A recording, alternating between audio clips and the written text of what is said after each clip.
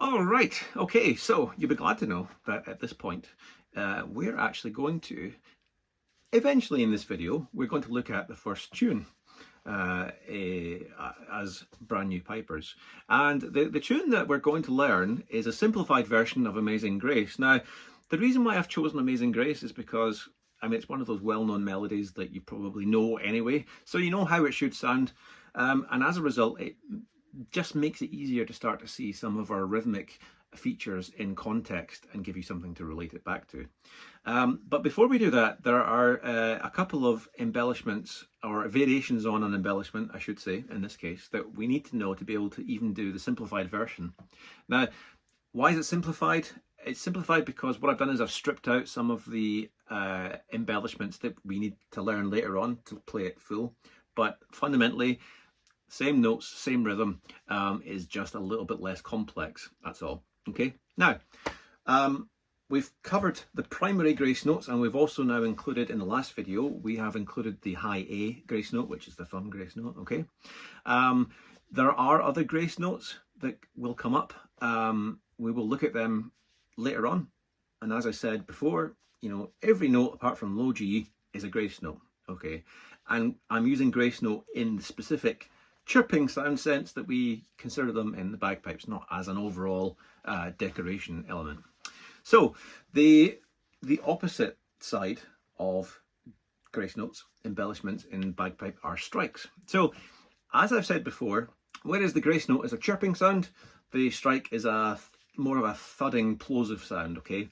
Grace notes, we open a hole to make a sound. With strikes, we close a hole. So we're literally dropping down the scale to play another note, whether it's just the note below or whether it's the note right at the very bottom. It doesn't matter. That is what differentiates strikes and grace notes. In terms of how they're written in the music, they are written identically. They use the demi-semi-quaver marking. They're written in the subscript. But how you can tell them apart is their position relative to the previous note and the note next to it.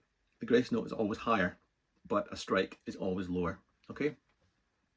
Now, in the same way as every note apart from low G can be a grace note, any note apart from high A can be a strike. For obvious reasons, high A can't be a strike because there's nothing higher than it to come down to, all right? So, the very first strike that we're going to do is a high G strike, okay? I'm introducing this now because we need it for Amazing Grace, but it is probably the easiest one to do. Now, the high G strike, we're going to play exclusively on high A, and again, we're playing high A as a proper melody note, so the ring finger is down. And this is a unique strike in the sense that most strikes we're literally just going to flatten the fingers down and lift them off again. With this particular one, we're actually going to stick the thumb above the hole on the back and we're going to slide it across. Just a little sliding motion like that. I'm over exaggerating it here so you can see what I can do in the video, but actually fundamentally you just want it to be a very short movement, as long as we only hear high A, G, high A. So like this.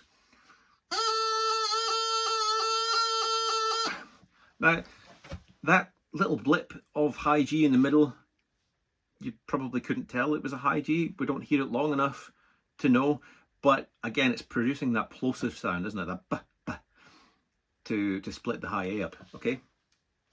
And I think that's the easiest one. You might not.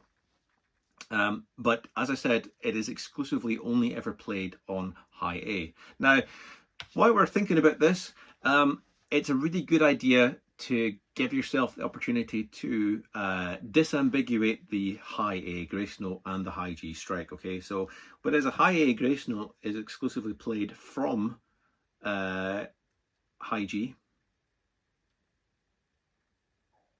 okay? And when you do it, the ring finger on the top hand is not down and the thumb just lifts on and off again, okay? That's the high A grace note. Whereas the high G strike, we're in position for a high A and the thumb slides over. So we go up for the grace note, but we come down for the strike, okay? And, you know, just take some time to get comfortable with that, there's a couple of examples of embellishments in bagpipe music where they do actually look very similar, but they are quite different movements, okay? Just be aware of that.